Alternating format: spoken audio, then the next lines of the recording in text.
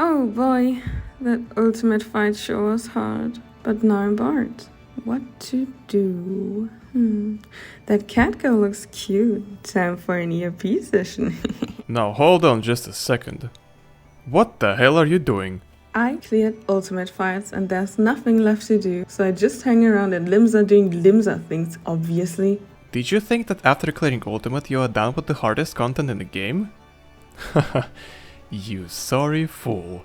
What if I tell you that there is a place where this means precisely dick? What are you talking about? I didn't think so. Come then. Today I will teach you how to become the lone hero. The real gamer title.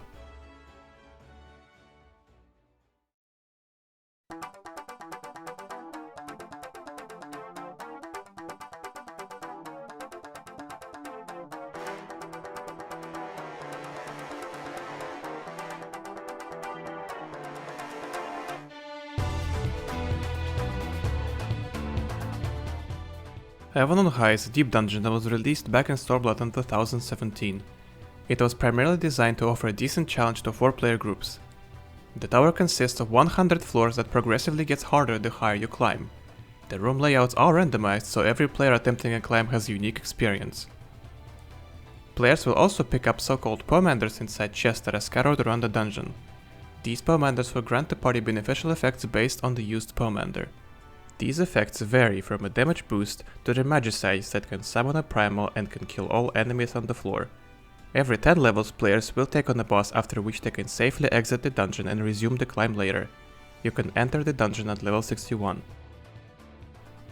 So why is the legend Stinky Virgin cringe? And Lone Hero is, in fact, a Giga Chad? Well, this is the average percentage of players with at least one of 3 legend achievements. And this is the percentage of lone heroes. Speaks for itself, doesn't it? Not only that, but lone hero is what you get after beating Heaven on High entirely by yourself without dying once. A challenge that will take 7+ hours to complete and requires your full attention for the entirety of the run. You will spend so much time here you'll make Onokoro into your freaking favorite teleport destination. You also can't really make a guide for it because the entire thing is so randomized, it's all up to you to conquer it. Quick thinking and job mastery are the absolute requirements. Only the most pristine gamer boys and girls can achieve such a feat.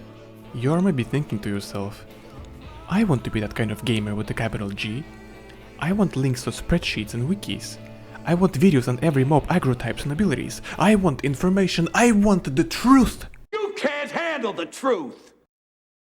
But I can give you the resources you need to start running Heaven on High.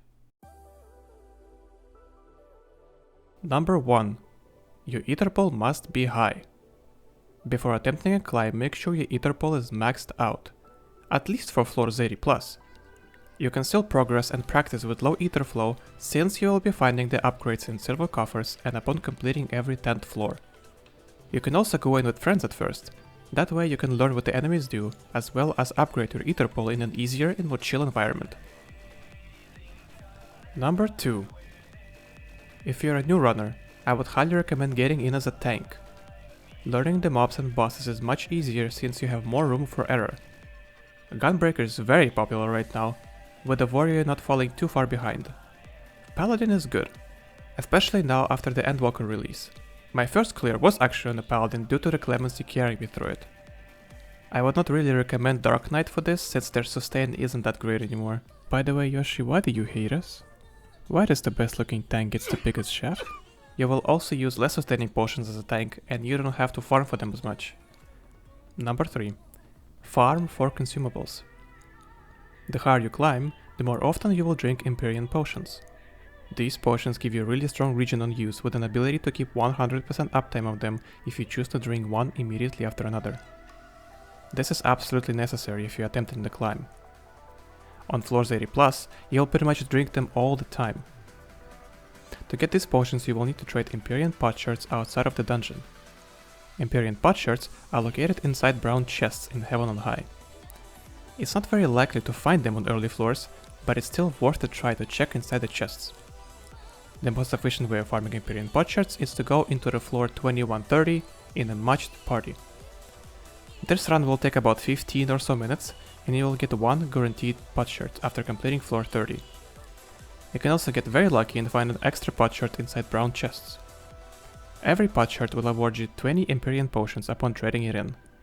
It is recommended to get about 300 potions before attempting a climb, but I usually go for about 350 just to be safe. Number 4. Resources. Two things here that I would highly recommend for you to look at. First resource is a Google Doc created by Maggie.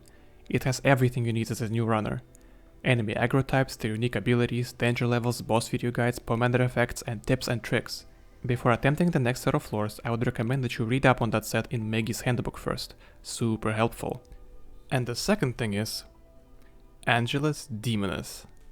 This guy is so good at Heaven on High that he cleared it on every single job. He streams his runs on Twitch pretty often and provides really useful commentary during the run. He has VODs on his YouTube channel, and their purpose is to teach you solo Heaven on High on your job. His videos helped me so much when I was trying to prog it myself.